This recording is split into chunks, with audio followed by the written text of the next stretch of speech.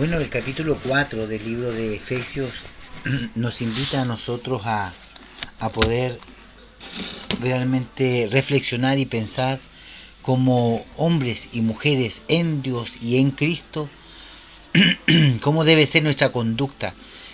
Vimos en el capítulo 3 anterior cómo el misterio escondido que estaba, ¿cierto?, a través del tiempo fue revelado, ¿cierto?, a Pablo, y él también lo cuenta y lo revela en sus epístolas. Y es necesario que nosotros, ahora que somos miembros de esta familia entre judíos y gentiles, y nosotros fuimos insertados en el olivo natural como injertados, nosotros que hemos adoptado y aceptado a Jesucristo como nuestro Señor y Salvador, ya debemos andar como es digno, dice la Escritura. Y en el capítulo 4 del libro de Efesios nos habla de esto, de cómo nosotros como hijos de Dios debemos andar ya sabiendo todas estas cosas, sabiendo que Él nos eligió, Él nos predestinó, Él nos capacitó. Y vamos a ver lo que dice el capítulo 4 con respecto a esto. El capítulo 4 dice de la conducta del cristiano que debe tener según la posición en la cual Cristo nosotros nos ha puesto, que son lugares celestiales. Vamos a ver lo que dice el Efesios 4 del verso 1. Dice: yo pues, preso en el Señor, os ruego que andéis como es digno de la vocación con la cual fuisteis llamados. Y esta palabra, con la vocación en la cual fuiste llamado, a lo mejor usted y yo no tenemos a lo mejor una profesión natural, pero en Cristo Jesús tenemos una vocación, tenemos un oficio, tenemos un trabajo que hacer, y según este trabajo nosotros debemos andar dignamente en la posición en la cual Cristo nosotros nos ha puesto. Él nos dio una posición, dice el libro de Apocalipsis, capítulo 6.1 creo que es, o 1.6, dice de que somos reyes y somos sacerdotes para nuestro Dios. 1.6. Así que es necesario que nosotros andemos como es digno de la vocación por la cual fuisteis llamados. Eso dice el verso 1. El verso 2 dice: con toda humildad y mansedumbre, soportando con paciencia los unos a los otros en el amor. Pablo es claro en su carta cuando dice de que nos soportemos con paciencia. Eso significa de que van a haber algunos hermanos dentro de la congregación que van a ser un poco más conflictivos que otros, pero dentro de esto nosotros debemos soportarnos, debemos nosotros, a través de la mansedumbre y de la humildad, debemos soportarnos con paciencia. Porque todos somos de un carácter distinto, todos venimos de distintas familias, tenemos distintas enseñanzas, y debemos nosotros, ¿cierto?, ser mansos y humildes. En el verso 3 dice: solícitos en guardar la unidad del espíritu en el vínculo de la paz. Un cuerpo, un espíritu, como fuiste también llamado en una misma esperanza de vuestra vocación. Y vamos a ver acá que como nosotros, como hijos de Dios, que somos llamados a ser pacificadores, a tener el mensaje y la palabra de la recomendación, debemos nosotros tener estos 7 atributos que son maravillosos, que están acá, que son 7 rasgos que la Escritura lo llama como un. Hay 7 un acá en el verso 4, verso 5, verso 6, y es importante que lo entendamos como número 1, que nosotros debemos caminar y ser un cuerpo y un espíritu. Ahí vemos un cuerpo y un espíritu, ahí ya van 2. Como fuiste también llamado en una misma esperanza, 3. Un Señor, 4. Una fe, 5. Un bautismo, 6. Un Dios y Padre de todos, 7. Estos 7 un que nosotros debemos tener en nuestra vida son importantes en nuestra vida como cristiano, porque de eso refleja las huellas y las señales de Cristo en nuestra vida. Por lo tanto, si nosotros guardamos la fe, guardamos el vínculo de la paz y estamos en un cuerpo y en un espíritu, yo recuerdo cuando escucho esto, me hace sonido la torre de Babel. ¿Recuerda usted cuando estaban edificando la torre y dice de que eran todos de una misma lengua y de un mismo sentir, y que si Dios no interviene ellos serían capaces de llegar hasta arriba? Eso significa que la unidad, el poder que hay en la unidad es tremendo. En la iglesia yo sé que es difícil a veces unir a 20, a 30, a 100 personas, pero es necesario que tengamos unidad, no uniformidad, unidad en el espíritu, en un cuerpo, en una fe, en un Señor, en un bautismo. Son cosas que son en común, ¿ya? El cuerpo es de Cristo, el espíritu es de Dios, el Señor, una fe, un bautismo, y es necesario que todo eso sea uno. Cuando una persona ya no está en este uno, ¿cierto? Que Cristo dijo: que conmigo no recoge, desparrama. Esto significa que si usted no es uno con su iglesia, si usted no se amalgama con el cuerpo de Cristo donde Dios lo insertó, usted va a tener problemas. Va a tener problemas con los hermanos, va a tener problemas con el pastor, porque no están guardando la fe, no se están siendo humildes, no son mansos, no están amando un solo cuerpo, no están ustedes en un solo espíritu, sino que hay división. Y división significa dos visiones. Si usted no tiene la misma visión que tiene el líder de su iglesia, bueno, como hermanos maduros en Cristo, usted conversará con él, ¿cierto? Y usted buscará una iglesia donde usted se sienta cómodo. Pero no por eso yo voy a estar, ¿cierto?, siendo el motor o el motivo de conflicto dentro de una congregación. Iglesia hay por montones, donde usted se puede sentir cómodo y a gusto y ser feliz. Pero donde usted, Dios lo plante, donde Dios lo ponga, sea fiel, aguante, ámese, únase con el cuerpo. Tenemos muchas cosas malas y buenas también. Dejemos esas cosas pasar y tengamos una misma fe, una misma vocación, un mismo cuerpo, un mismo fe, un mismo bautismo, un mismo Señor. Y como dice el verso 6, un Dios y Padre de todo, el cual es sobre todo y por todo y en todo. Pero a cada uno de nosotros fue dada la gracia conforme a la medida del don de Cristo. Y esto sí es importante, porque si usted no tiene fe, porque la fe es un don, y a través de la fe, ¿cierto?, nosotros tenemos la paciencia, tenemos la mansedumbre, tenemos la templanza, a través de la fe nosotros tenemos la unidad. Y esto es importante porque Dios a cada uno de nosotros nos ha dado una porción, conforme a la medida del don de Cristo, dice el verso 7. Hay una medida de fe, hay una medida de compromiso que nosotros debemos manejar dentro del cuerpo de Cristo. Y aquí habla, ¿cierto?, en el verso 8 dice: por lo cual dice, subiendo a lo alto, llevó cautiva la cautividad y dio dones a los hombres. Y eso de que subió, ¿qué es sino también que había descendido primero a las partes más bajas de la tierra? El que descendió es el mismo que también subió por encima de todos los cielos para llenarlo todo. Y aquí vemos, ¿cierto?, en el verso 8 al 10, vemos, ¿cierto?, cómo Cristo fue aquel que descendió. El cual dice: subiendo a lo alto, llevó cautiva la cautividad y dio dones a los hombres. Y aquí debemos tener claro lo siguiente: y el que descendió es el mismo que también subió. Cuando Cristo muere y Él resucita, Él desciende en el Espíritu a las partes más bajas de la tierra. Recuerde que Él estaba muerto. Cristo muere, lo bajan de la cruz muerto, y automáticamente muerto, Él va a las profundidades de la tierra. Su cuerpo queda en la tumba durante 3 días y 3 noches. Pero Él, ya fuera su alma, fuera de su cuerpo, Él va a las partes más bajas de la tierra, y Él dice que se lleva cautiva a la cautividad de Sión, es decir, abajo en la tierra está el Hades o el Seol en griego y en hebreo, que es el lugar de los muertos.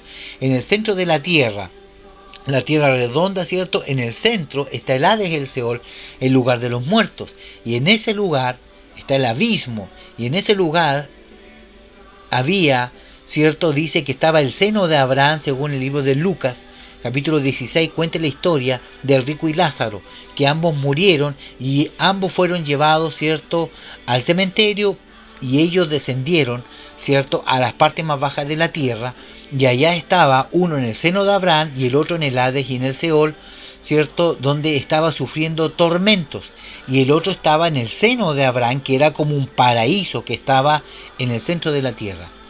Y dice que había un abismo y una cima los separaba. Recuerde que la palabra cima en el libro de Lucas aparece con S, no con C. Por lo tanto, no es una cima de una colina, sino que es un hoyo. Ellos estaban en un hoyo abajo quemándose. Hay una gran cima entre tú y yo. Hay un hoyo. Y en este caso el rico estaba arriba. El rico estaba abajo y Lázaro estaba arriba. Y él, cierto, cuando Cristo va y desciende, se lleva a todos los que murieron en el Antiguo Testamento, buenos, que estaban en el seno de Abraham. Se los lleva, los saca del seno de Abraham. Y se los lleva arriba, al paraíso, en el cielo, en el tercer cielo. Por lo tanto, el Hades, abajo, sigue abierto, pero ya todos los que mueren en Cristo ya no se van abajo, sino que se van automáticamente al cielo.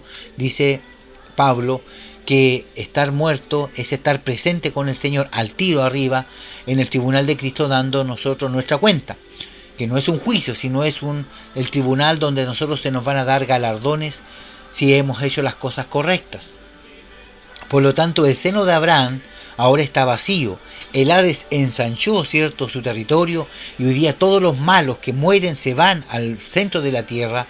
En la carne queda en el polvo, cierto, en el cementerio, pero su alma desciende a las profundidades, cierto, en el Hades, y ahí se queda. El espíritu, dice la Escritura, vuelve a Dios que lo dio, pero su alma queda abajo.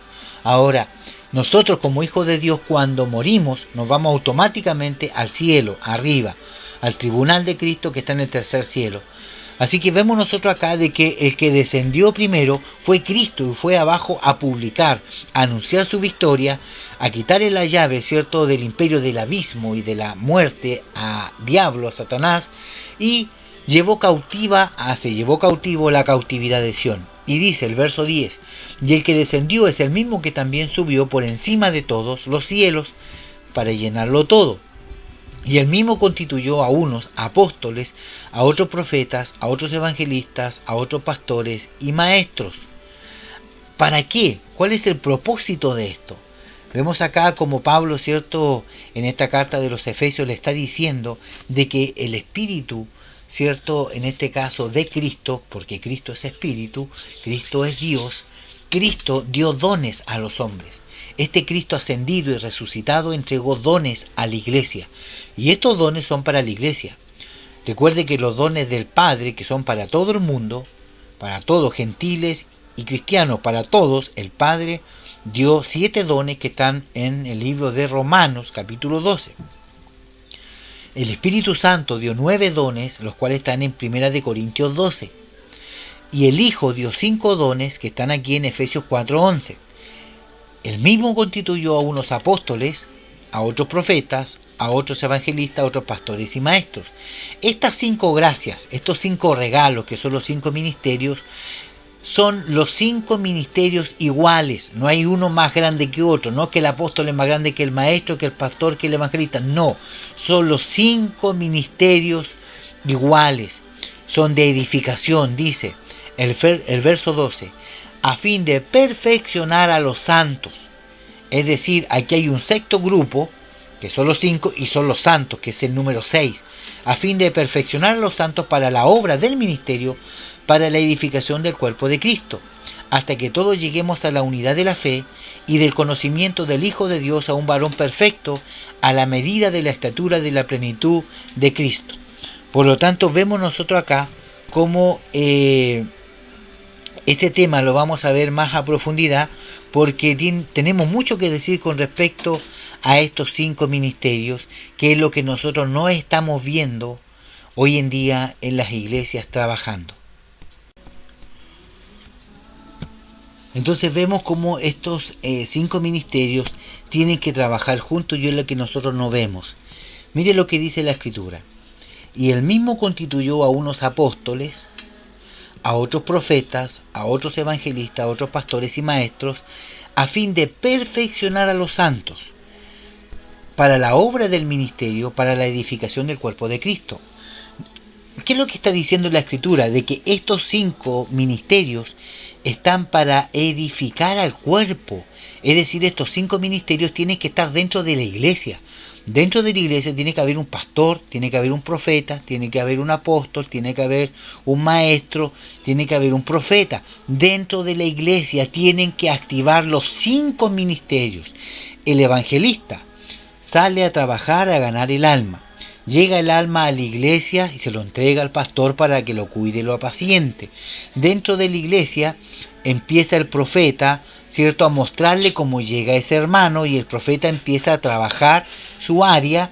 Luego el maestro comienza a enseñar a ese hermanito para que a futuro él pueda ser un enviado como apóstol para poder ganar a otros hermanos.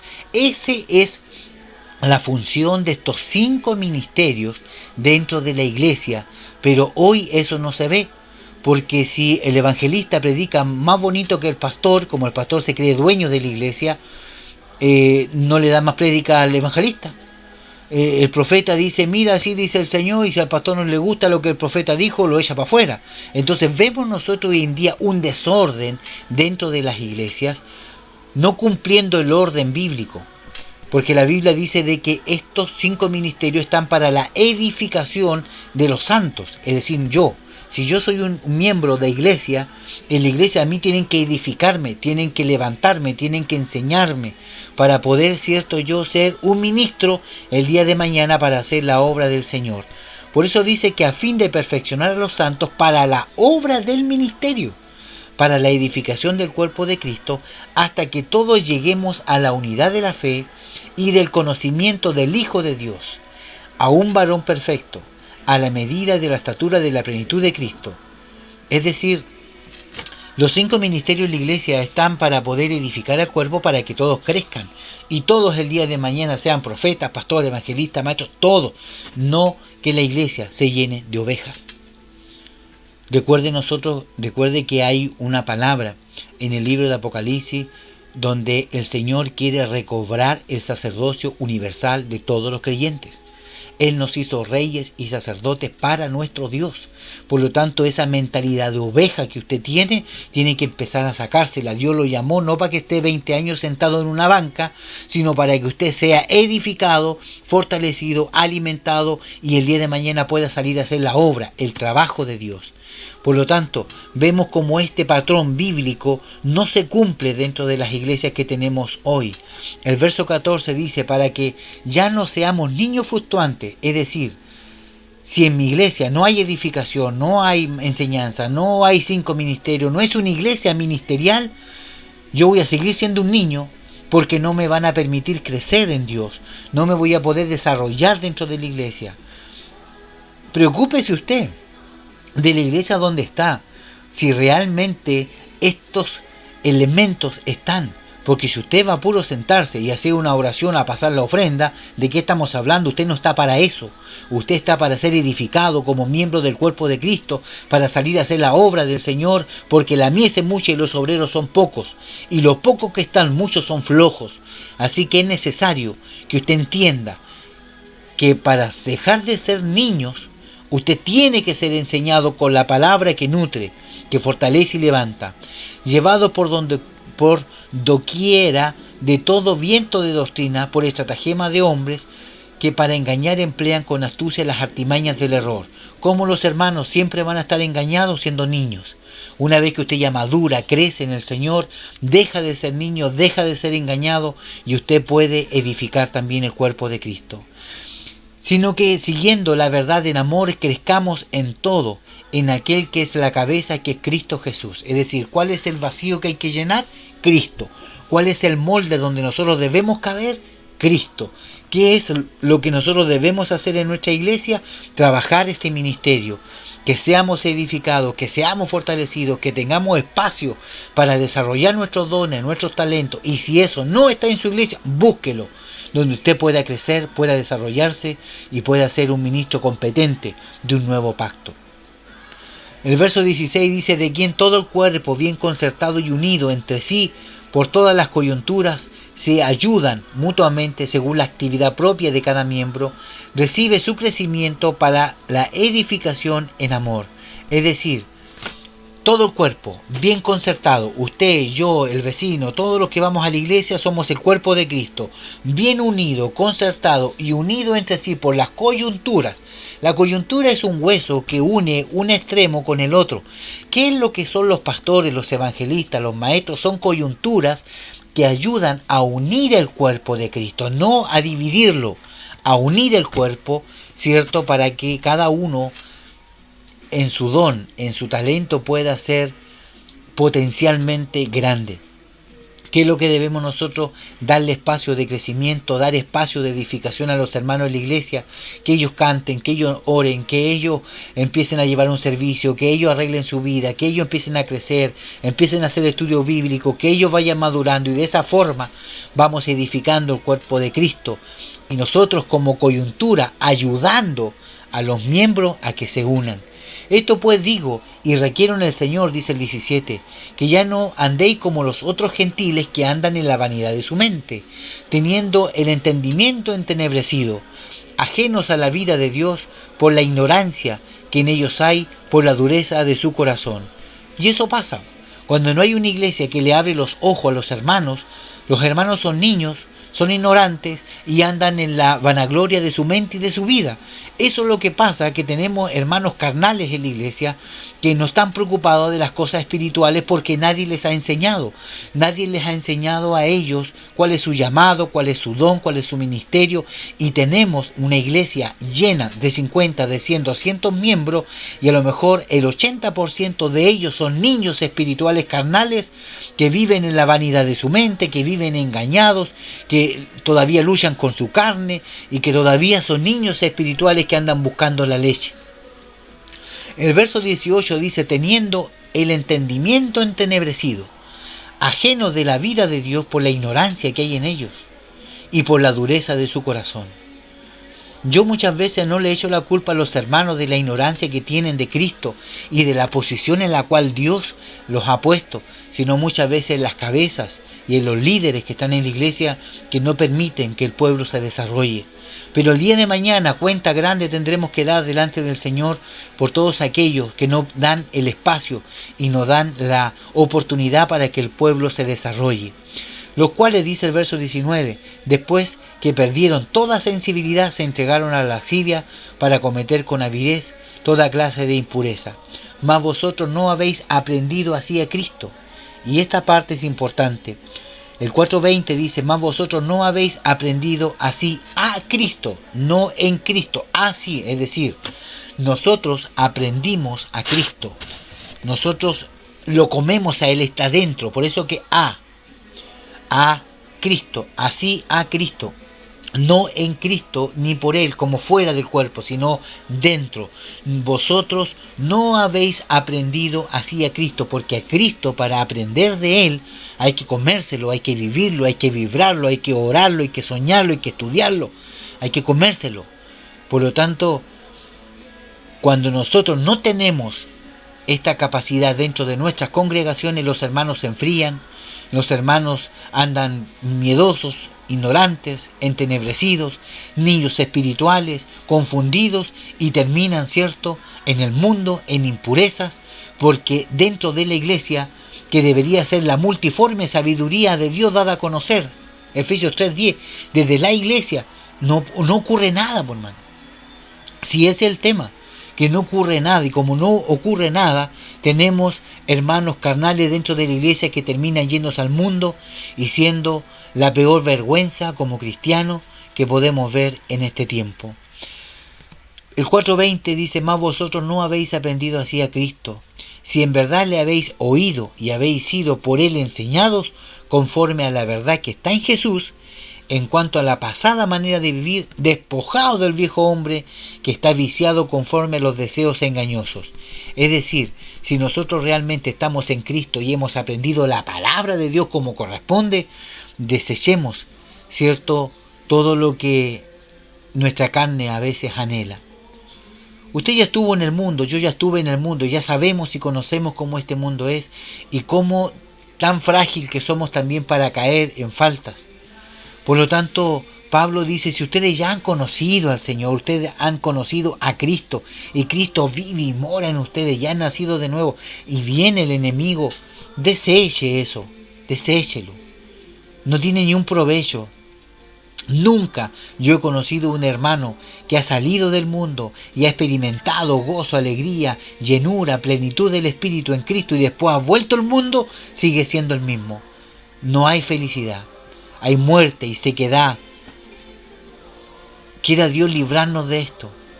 Por eso es importante que estudiemos esta carta a los Efesios, porque es una alerta que Pablo nos da para poder caminar como hijos del Señor dentro de su voluntad. Y vestido, dice, del nuevo hombre, creado según Dios en justicia y santidad de la verdad, por lo cual, desechando la mentira, hablad verdad cada uno con su prójimo, porque somos miembros los unos de los otros. Airaos, pero no pequéis. No se ponga el sol en vuestro enojo, ni deis lugar al diablo. Mire qué maravilloso Pablo nos enseña y nos invita a que nosotros nos pongamos esta vestidura nueva que a través de Cristo tenemos. Que estos ministerios, que estos dones, esta gracia que Dios nos ha dado nos sirva para poder edificar el cuerpo de Cristo. Somos edificadores. Aparte de ser pastores y maestros, nosotros somos edificadores, entrenadores de hermanos en el cuerpo de Cristo. Y por eso muchas iglesias no nos quieren. Por eso muchas iglesias no nos invitan a predicar. ¿Por qué? Porque le abrimos los ojos a los hermanos que están sentados en la banca. Y ellos después dicen, no, este pastor, este hermano viene aquí a sacarme las ovejas de la iglesia y me roba las ovejas como que si las ovejas fueran de él. Las ovejas son de Dios, son del Señor. Y hay muchas ovejas que se están muriendo de hambre y de sed porque no hay un pasto fresco, porque no hay aliento, porque no hay algo, hermano amado, en donde usted pueda echar vida dentro de las iglesias. Así que yo le invito a que usted pueda cada día escudriñar la palabra y no dé lugar al diablo, como dice Efesios 4:27. Dice, el que hurtaba no hurte más, sino trabaje, haciendo con su mano lo que es bueno para que tenga que compartir con el que padece necesidad. Ninguna palabra corrompida salga de vuestra boca, sino la que sea buena y necesaria para la edificación, a fin de dar gracias a los oyentes. ¿Cuánto cristiano grosero hoy día nosotros vemos en la iglesia? A lo mejor en la iglesia no se le caen los huevos, ¿cierto? Y no dice insolencia, pero en el trabajo, en la vida mundana, diaria que tiene, porque son tibios, son híbridos en Dios. Medite usted y medite yo como Pablo nos habla en esta noche. Ninguna palabra corrompida salga de vuestra boca. Dice el 4:30, no contristéis al Espíritu Santo de Dios, con el cual fuiste sellado para el día de la redención. No contriste al Espíritu, no lo aflija. Si el Espíritu de Dios lo está amonestando a usted a través de estas cartas, a través de estas prédicas, de estos estudios, abra su corazón. Reconozca que hemos fallado. Ore al Señor. Termine este estudio y usted arrodíllese y pídale perdón al Señor. Que realmente no somos como deberíamos ser. Que realmente necesitamos mucho más de Él. Que nosotros dejamos de orar, dejamos de congregarnos, dejamos de hacer cosas espirituales y el mundo automáticamente nos absorbe. Y debemos estar constantemente llenando nuestras lámparas de aceite. No contriste al Espíritu Santo, con el cual fuiste sellado. Quítese de vosotros toda amargura, enojo, ira, gritería, maledicencia, palabras maldicias, ya, y toda malicia sea quitada de vuestra boca. Eso significa que Pablo está terminando esta carta de Efesios 4 queriendo decir de que hay ira, groserías, gritería, enojo en nuestra vida. Antes ser benignos unos con otros, misericordiosos, perdonando unos a otros, como Dios también nos perdonó a nosotros en Cristo Jesús. Mira qué maravillosa carta, qué maravilloso mensaje el Señor nos entrega a través de este capítulo 4, donde aparecen los dones, donde aparece el trabajo que debemos hacer en la iglesia como los santos, cómo Cristo fue y publicó su victoria abajo en el Hades y se llevó cautiva la cautividad de Sión, dio dones a los hombres, dio regalos, dio ministerios, dio también, cierto, el Espíritu Santo sin medida. Es tiempo de que volvamos a Él, es tiempo de que volvamos al Señor, de que arrodillemos nuestras rodillas y nuestro corazón y podamos pedirle perdón a Él, porque realmente del 100% a lo mejor el 50% de nuestra vida es mundana y un 50% cristiano, o a lo mejor lo mundano es un 70% y un 30% cristiano. Así que yo le invito a que usted se medite, se analice, pueda abrir su corazón y que estas prédicas, estas cartas que vamos estudiando y leyendo, no solo sea un estudio, sino que sea palabra viva, que le habla a su espíritu y a su corazón. Dios tiene planes con usted, Dios tiene propósito con usted, Dios tiene bendiciones hasta que sobreabunden para usted. Pero deje de jugar al cristiano, deje de jugar al evangélico, abra su corazón y arrepiéntase de todo su mal. Saque gritería, enojo, contienda, maledicencia, todo. Y pídale perdón y tenga paz. Y sea benigno, sea misericordioso. Y de esa forma Dios tendrá misericordia de usted también el día de mañana. Nos veremos en la próxima. No se le olvide orar. No se le olvide reconocer. Y buscar una iglesia en donde usted pueda liberar el potencial que Dios le ha dado. Que el Señor le bendiga. Nos vemos en el próximo capítulo. En el nombre del Señor.